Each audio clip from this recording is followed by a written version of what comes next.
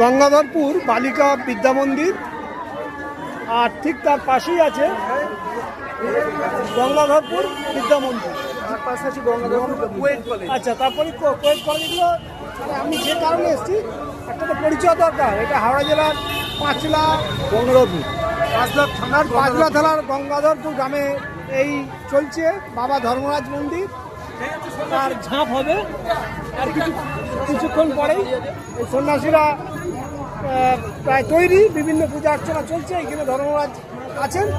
আমি এখানে পেয়েছি এই পূজা কমিটির অন্যতম সদস্য কৃষ্ণকান্ত যাসু। আপনি পেশায় শিক্ষকতা করেন? শিক্ষকতা। আচ্ছা, এই ধর্মরাজের মন্দির এইখানে যে স্থাপিত হয়েছে, তার আগে তো নিশ্চয়ই ধর্মরাজের মানে কোনো কিছু একটা তো মানে আকৃতি বলুন, নুড়ি বলুন, বা কোনো একটা মাধ্যম, যে মাধ্যমে এই ধর্মরাজ পূজিত হন। এখানে মাধ্যমটা কি?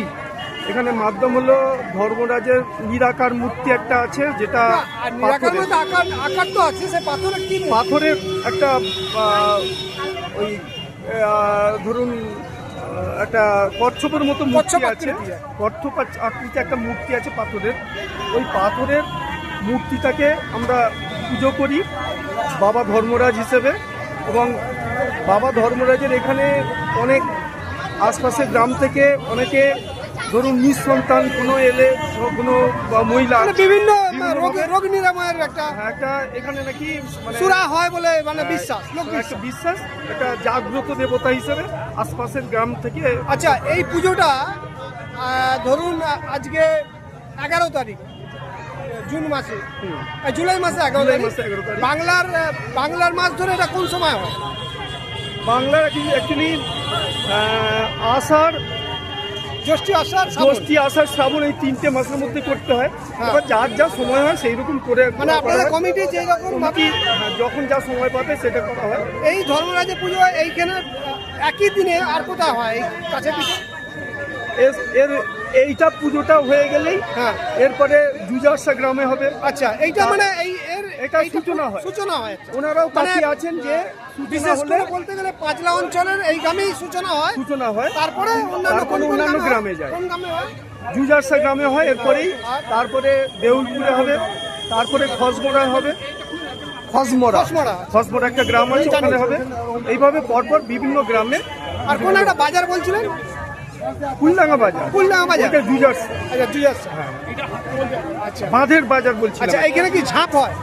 ঝাঁপ পরে হয়, তার আগে শালে ভরা হয়।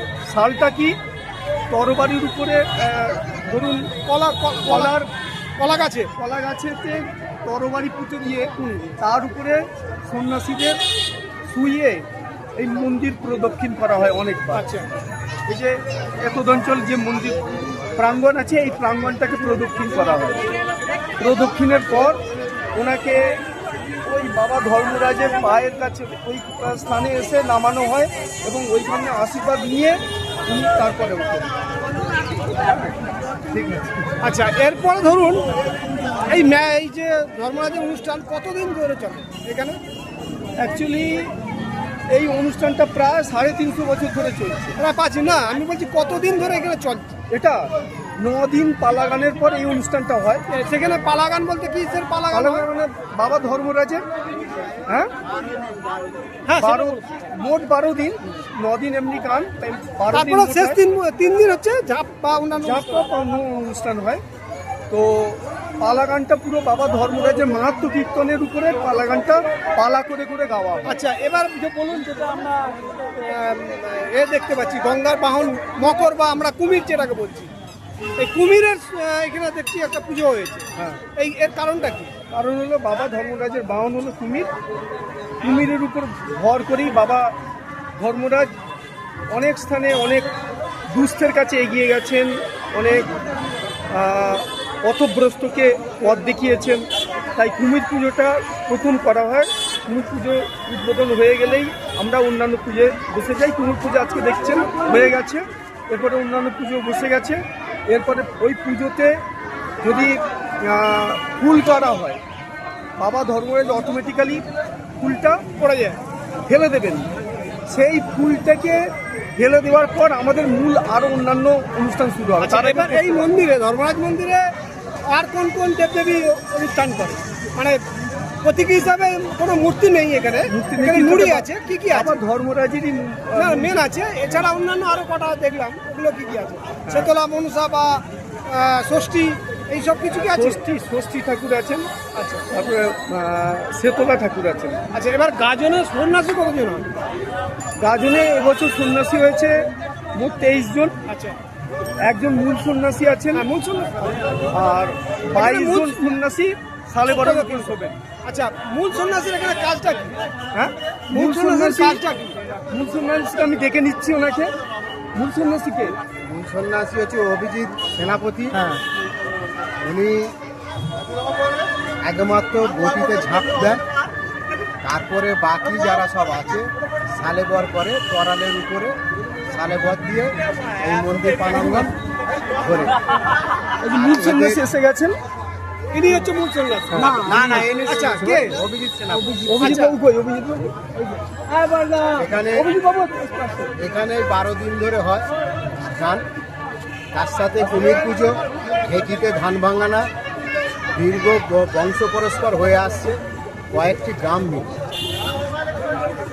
গ্রাম মিলে এবং মান্না, রুইদাস, মালিক সমন্বয়ে সকলেই পুজো টুজো সব দেয় আসে, এবং কয়েকটা গ্রাম এবং সকলেই এটা উপরে এই ঠাকুরের দেবতার উপরে ভরসা রেখে চলে, এবং কারো মানত থাকলে এই বাবার কাছে মানত করে। এবং আপনার নামটা? আমার নাম মনতোষ জাসু। আচ্ছা, আপনি যে মূল সন্ন্যাসী, আপনার নামটা বলুন। অভিজিৎ সেনাপতি। আচ্ছা, আপনার মূল কাজটা কি এই গাজনে? গাজনের মূল কাজ হচ্ছে ধরো এমনি ঠাকুরের যে পুজো, আমার মূল ঝাঁপ হচ্ছে বটিতে ঝাঁপ। আচ্ছা, আর উপবাস? উপবাস সবাইকে সমান উপবাস, সবাই উপবাস। সবাই উপবাস। আচ্ছা, আপনি যে বটির উপর যে পড়েন, ওতে কোনো সমস্যা হয় না? না, বাবার কৃপায় কিছু হয়নি, লাগে না? আচ্ছা, মোটামুটি এই যে দেখা যাচ্ছে যে এই যে দুটো থেকে ঝাঁপ পড়া হবে, কত সব সন্ন্যাসী ঝাঁপ পড়ে? বুঝিতে না। মানে ওই পাটা তো না বা জালে? আচ্ছা, এখানে হেদোলা হয় না? মানে পা উঁচু করে নিচে আগুন চলবে, এটা হয়?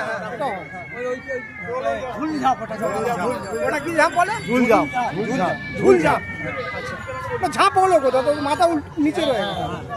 আচ্ছা, ঝুল ঝাঁপ যাওকে বিভিন্নভাবে এই আমাদের বাবা ধর্ম ঠাকুরের পূজা এবং গাজন উৎসব আজ গঙ্গারামপুরে, গঙ্গাধরপুরে প্রায় শেষের দিকেই চলে এসেছে। আমি পবিত্র বাজার আপনাদের সামনে তুলে ধরলাম প্রতিবেদন।